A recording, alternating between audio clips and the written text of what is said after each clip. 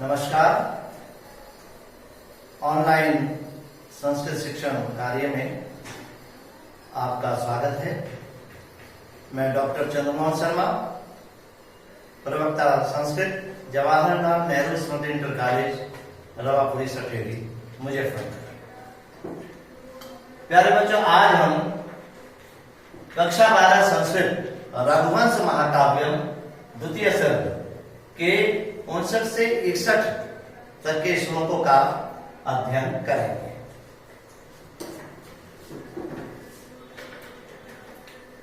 आज के इस व्याख्यान के शिक्षण बिंदु इस प्रकार होंगे। सबसे पहले पूर्व ज्ञान, उसके बाद हिंदी एवं संस्कृत भाषा में संदर्भ बताएंगे, श्लोकों का सस्वर वाचन होगा, अन्वय और अन्वय के प्रत्येक शब्दों का अर्थ भी आपको बताएंगे। शब्दार्थ भी दिए हुए हैं। हिंदी एवं संस्कृत में व्याख्या, काव्य सौंदर्य और इन श्लोकों से संबंधित अति लघुत्तरीय प्रश्न और आपके लिए अभ्यास कार्य दिया जाएगा।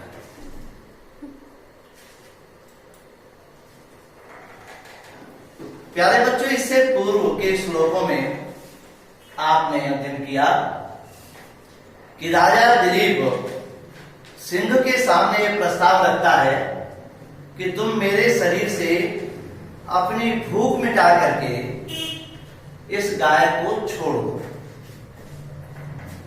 क्योंकि मेरी तरह तुम भी सेवक हो। मैं गाय की रक्षा में लगा हूं और तुम इस देवदार की रक्षा में लगे हुए। जिस वस्तु की रक्षा के लिए स्वामी अपने सेवक को नियुक्त करता है, तो उस वस्तु की सेवक को प्राणपण से रक्षा करनी चाहिए, और वो हम कर रहे हैं। लेकिन मेरे जैसे जो लोग हैं, जो यश रूपी शरीर को बहुत अधिक पसंद करते हैं, भौतिक शरीर के प्रति जिनको लेश मात्र भी लगाव नहीं होता, तो वे पंचभूत से बने हुए, उनको इस शरीर से कोई लगाव नहीं होता है।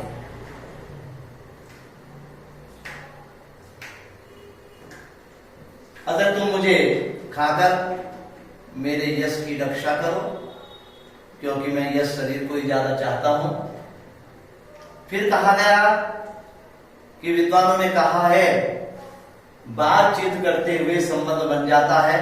हम दोनों की भी बात हुई है इस वन के अंदर, हम भी दोनों एक दूसरे के संबंधी यानी कि मित्र बन गए हैं। इसलिए भी तुम्हें मेरे इस प्रस्ताव का, मेरी इस प्रार्थना का ध्यान रखना चाहिए, अर्थात तुम्हें मेरी प्रार्थना स्वीकार कर लेनी चाहिए। यहां तक आपने पूर्व श्लोकों में अध्ययन किया। अब इसके पश्चात जो हम श्लोक पढ़ने वाले हैं, उनसे पहले उनमें संदर्भ क्या लिखेंगे, वही पहले की बात ही। प्रस्तुत श्लोक कवि कुलगुरु महाकवि कालिदास द्वारा विरचित रघुवंश महाकाव्य के द्वितीय सर्ग से उद्धृत है। संस्कृत भाषायां संदर्भ के प्रस्तुत श्लोक कविकुल गुरु महाकवि कालिदास विरचित रघुवंश महाकाव्यस्य द्वितीय सर्गात् उद्धृत या अवतरित अस्ति। अब इस श्लोक में बताया है कि भुजाओं के बंधन राजा के खुल जाते हैं और राजा दिलीप अपने शरीर को सिंह के सामने समर्पित कर देता है। यह वर्णन इसमें किया गया। ये सिंह है। इसको पढ़ने से पहले इसका सस्वर वाचन ध्यान करो। तथेति गामुक्तवते दिलीपः सद्यः प्रतिष्ठम्ब विमुक्त बाहु संन्यस्त शस्त्रो हरे स्वदेहम् उपानयति पिण्डमिवामिषस्य। इस श्लोक का अन्वय तथा इति गाम उक्तवते हरे सत्य प्रतिष्ठम्ब विमुक्त बाहु स नस्त शस्त्र सन स्वदेहम आमिषस्य पिंडमेव उपानय। अब इसका एक एक शब्दार्थ देखिए। तथा इति, इससे तुरंत पहले श्लोक में अभी बता रहे थे पूर्व ज्ञान में कि उसने प्रार्थना की कि तुम मेरे यश रूपी शरीर पर कृपा करो और इस गाय को छोड़ो। तो वह अपने इस शरीर को उसके आगे समर्पित कर देता है। तो तथेति, जब वो ये कहता है कि मेरी प्रार्थना स्वीकार कर लो, अस्वीकार नहीं करनी चाहिए, तो सिंह कहता तथा इति, यानी कि तथास्तु, बोले ऐसा ही हो जैसा तुम चाहते हो।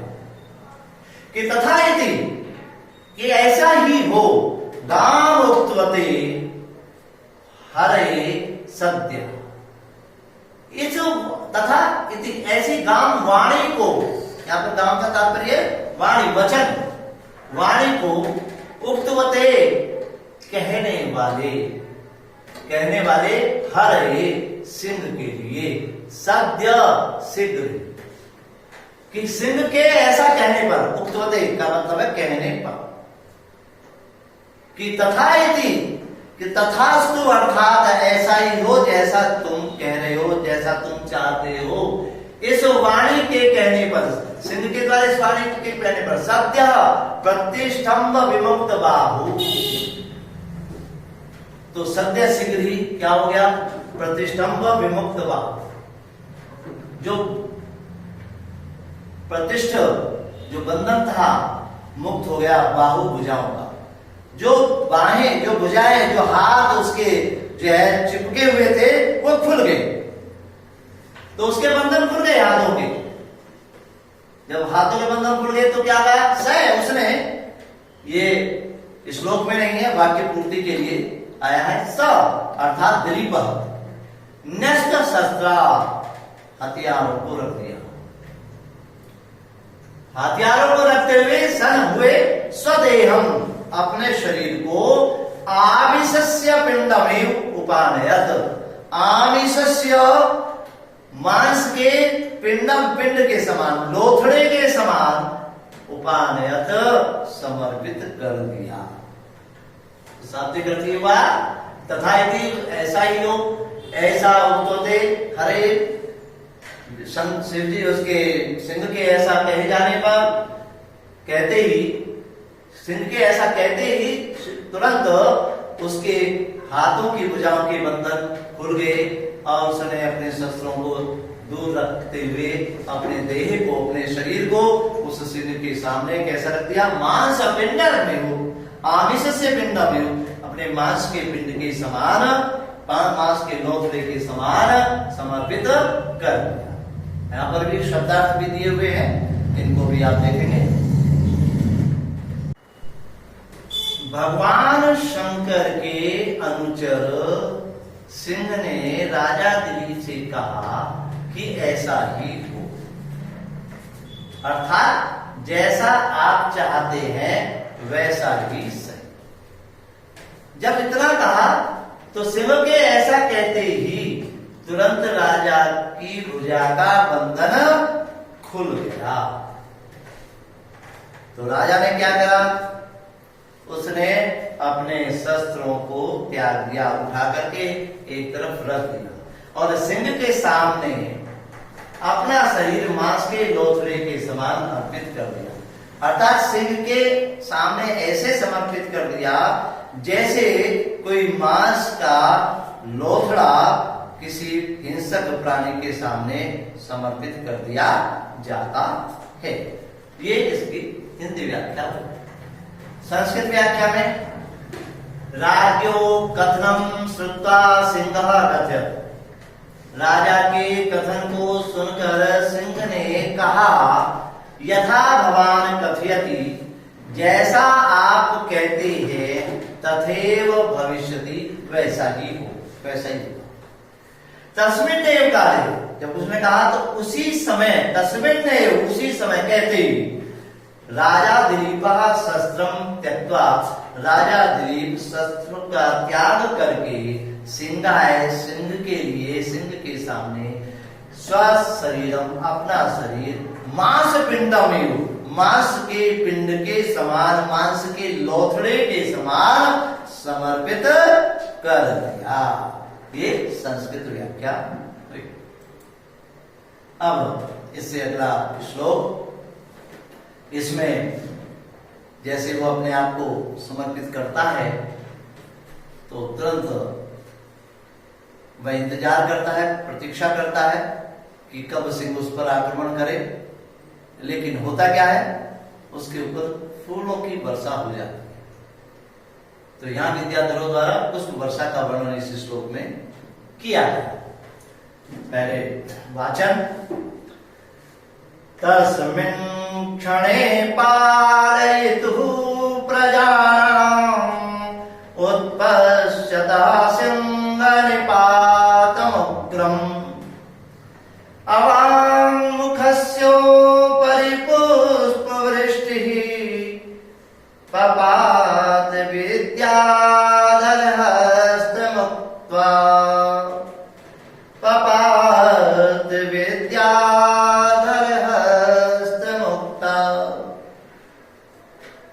अन्वय इस प्रकार से करेंगे, तस्मिन् क्षणे उग्रम सिंहनिपातम् उत्पश्यतः अवाङ्मुखस्य प्रजानां पालयितुः उपरि विद्याधरहस्तमुक्ता पुष्पवृष्टि पपात। अब एक एक शब्द का अर्थ देखेंगे।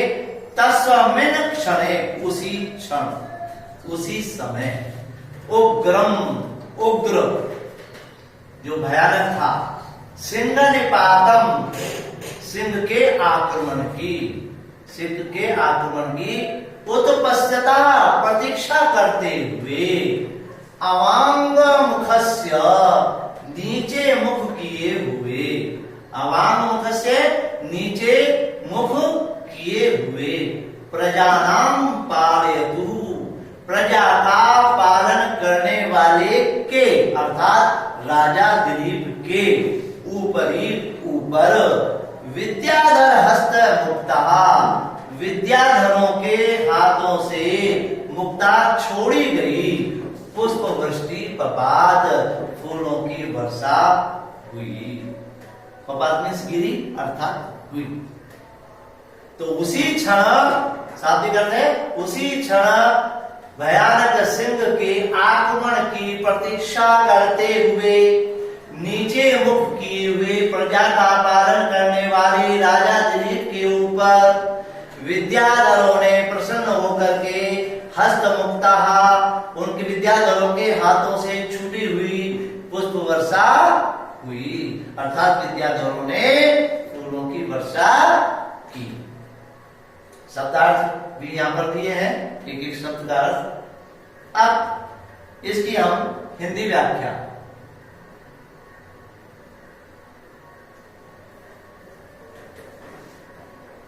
जब राजा दिलीप सिंह के सामने आत्मसमर्पण कर उसके आक्रमण की प्रतीक्षा कर रहे थे, तभी उनके ऊपर विद्याधरों ने प्रसन्न होकर अपने हाथों से पुष्पों की वर्षा की। इसको और थोड़ा सा स्पष्ट, इसमें केवल एक वाक्य, फूलों की वर्षा की होता क्या था कि पहले जब कोई अच्छा कार्य करता था, समाज उपयोगी कार्य करता था, विश्व के प्राणियों के मंगल की कामना के लिए कोई कार्य करता था, तो जो विद्याधर आदि जो एक प्रकार की जो है देवताओं की जाति है, यक्ष किन्नर आदि जो देव होते हैं, तो ये विद्याधरों ने प्रसन्न होकर के आकाश से पुष्प वर्षा की, उसके ऊपर फूलों की वर्षा की, क्योंकि उसने बहुत बढ़िया काम किया था। क्या काम किया था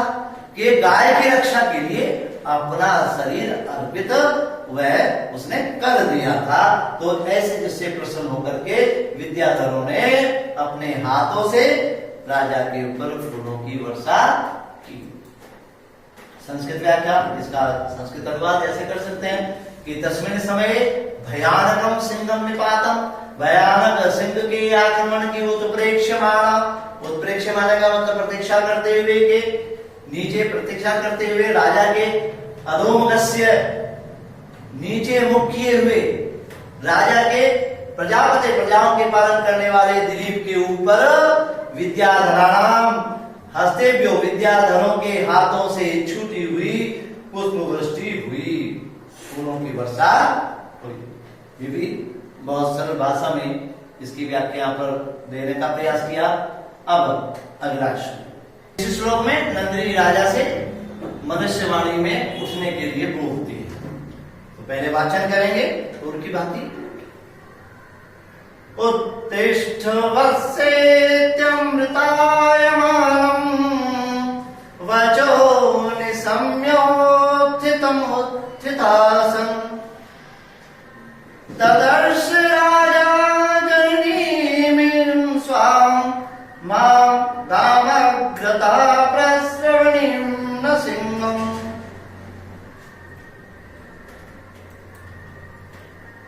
इसका अन्वय, हे वत्स उत्तिष्ठ इति अमृतायमानम् उत्थितम् वचा निशम्य उत्थिता सन राजा अग्रतः प्रस्रवणीं गां स्वाम जननीमिव ददर्श सिंहम न ददर्श। एक शब्दों का देखिए, हे वत्स, ये नंदिनी गायक कह रही है। जैसे वो इंतजार कर रहा है तो इतने फूलों की वर्षा होती है, फूलों की वर्षा के बाद भी राजा उठता नहीं है, तो तुरंत एक आवाज आती है। वो किसकी आती है? वो नंदिनी गाय की आती है। कहती है, हे वत्स, हे पुत्र, उत्तिष्ठ, उठो, इति अमृतायमानम, ऐसे अमृत से भरे हुए, अमृत के समान, उत्थितम, उठे हुए या निकले, वचा, वचनों को सुन करके, निशम्य श्रुता सुन करके, कि हे पुत्र उठो, ऐसे अमृत के समान उठे हुए वचनों को सुन करके, अमृत समान भरे वचनों को सुन करके, उत्थिता सन, उठते हुए राजा अग्रतः, उठते हुए राजा ने अग्रता सामने, प्रस्रवणीं गां, उस दूध देने वाली, दूध बहाती हुई, दूध को टपकाती हुई, प्रस्रवणी, स्रवित करते हुए, बहाते हुए, टपकाते हुए, गां, गाय को, स्वाम, अपनी जननी के समान, जन्मदात्री माता के समान, ददर्श देखा, सिंहम न ददर्श, सिंह को नहीं देखा। तो हे पुत्र उठो, ऐसी आवाज सुनाई दी। इस अमृत भरी, यानी इसमें वात्सल्य भाव, वात्सल्य था, इसमें प्रेम था, इस अमृत समान वचनों को सुन करके उठते हुए राजा ने क्या देखा कि सामने दूध टपकाते हुए गाय खड़ी है, और उसमें ऐसा लग रहा था जैसे उसकी जन्म देने वाली माता हो, लेकिन वहां पर उसने गाय को देखा, सिंह को नहीं।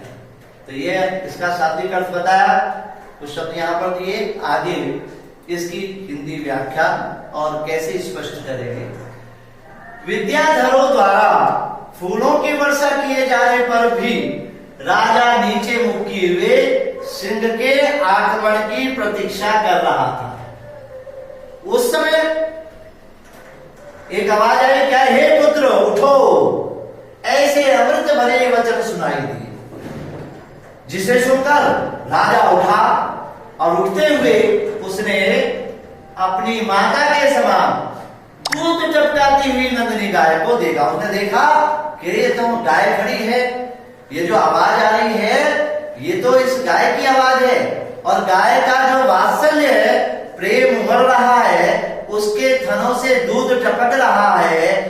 ऐसे गाय में उसे अपनी माता के दर्शन हुए, अर्थात मातृ स्वरूप उसको प्रतीत हो रही थी। तो अब क्यों हो रही थी कि उसके स्तनों में वात्सल्य भाव के कारण दूध उतर रहा था। लेकिन उस समय वहां वह गाय तो दिखाई दे रही थी, लेकिन वह सिंह दिखाई नहीं दे रहा था, वहां सिंह गायब था। इसकी संस्कृत व्याख्या, हे पुत्र उत्तिष्ठ उठो इति अमृत तुल्यम वचनम राज्ञा श्रुतम। ये अमृत के समान वचनों को राजा ने सुना, राजा के द्वारा सुनाई दी। इदम वचनम सुनता, और यह वचन सुनकर यावत राजा दिलीपा उत्थितासन, जब राजा दिलीप उठते हुए देखता है, उठते हुए ऊपर देखता है, तावद अग्रे स्थिताम, तो क्या देखता है, तावद अग्रे उनके सामने स्थित स्रवत क्षीरा, दूध बहाते हुए, धार निकालते हुए, अर्थात दूध टपकाते हुए नंदिनी को स्वजननी पश्यत, अपनी माता के समान देखा। तत्र सिंहम न पश्यत, वहां सिंह को नहीं देखा। प्यारे बच्चों, इन तीनों श्लोकों की हमने संदर्भ और प्रसंग सहित इसका अन्वय हिंदी एवं संस्कृत व्याख्या की। अब इन तीनों श्लोकों में व्याख्या के उपरांत अगर यहाँ पर हम काव्य सौंदर्य बताते हैं तो बहुत अच्छा होता है। काव्य सौंदर्य की दृष्टि से हम इस तीनों श्लोकों में उपजाति छंद है, और इंद्र वज्रा और उपेंद्र वज्रा, इन दोनों को मिलाकर के उपजाति छंद का निर्माण होता है। प्रश्नों में राजा दिलीप स्वदेहम सिंहाय किम इव उपानयत, राजा दिलीप ने अपने देह को, अपने शरीर को सिंह के लिए किम, किस प्रकार से, किस जैसा उपानयत समर्पण कर दिया। तो इसका उत्तर आएगा किम किसके समान, आमीसस्य पिंडमिवो, ये इसका मूल उत्तर है। मांस के लोथड़े के समान।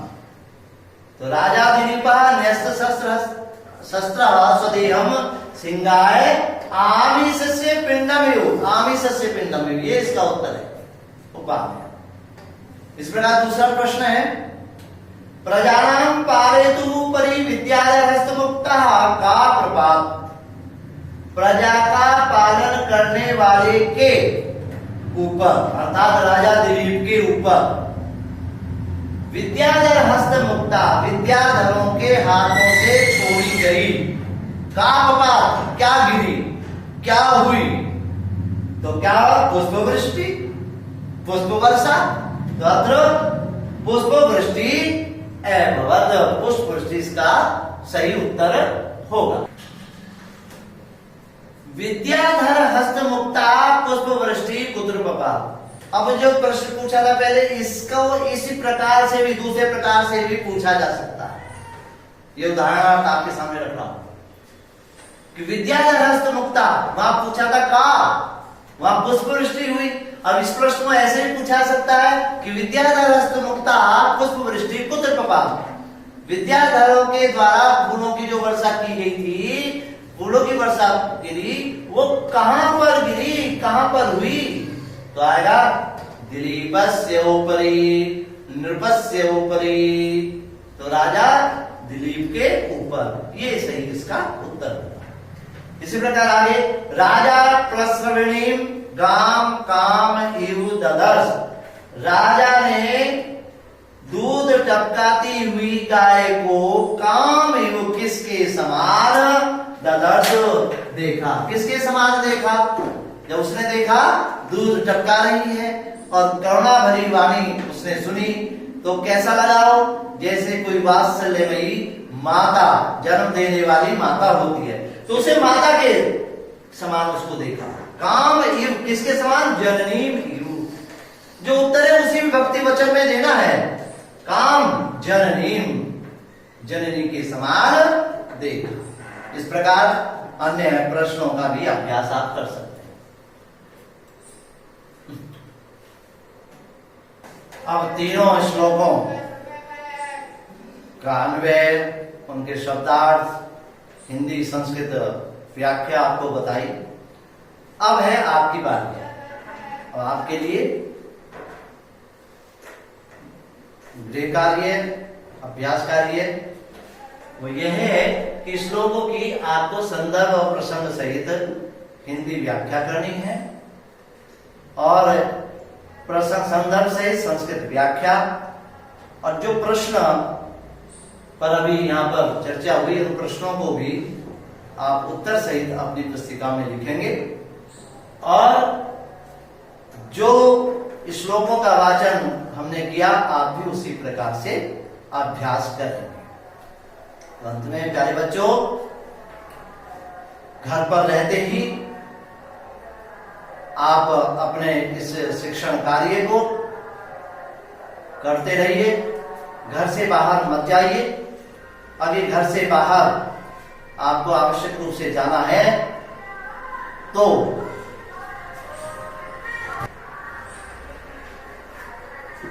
2 गज की दूरी, मास्क है जरूरी का पालन कीजिए।